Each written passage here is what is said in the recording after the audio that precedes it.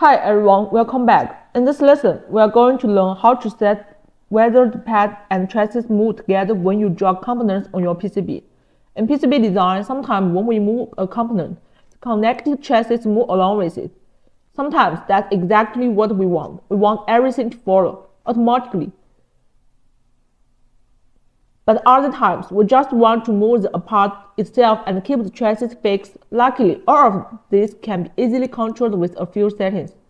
First, go to the top menu and click Settings. Then choose PCB footprint, and under that, click General.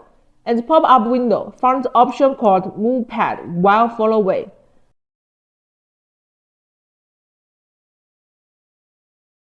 Here you'll see a few different modes. While following, disconnected when pressing Ctrl Alt at drag start. This means when you drag a component, the chassis will automatically stretch or shorten. If you hold Ctrl Alt, the chassis won't follow. While not follow, connect when pressing Ctrl Alt at drag start. This means the chassis won't move by default, but if you hold Ctrl Alt, it will reconnect. Below that, there's another setting called Move the Wheel while following way. This one controls how chassis behave when you move wheels. Once you have chosen the option that fits your workflow, click Apply, then Confirm, and the change takes effect right away.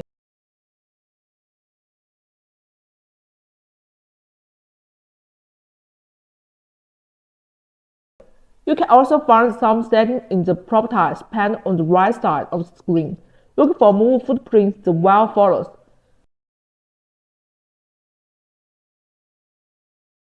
Check it if you want the chassis to move together with the part, or uncheck it if you want the chassis to stay still.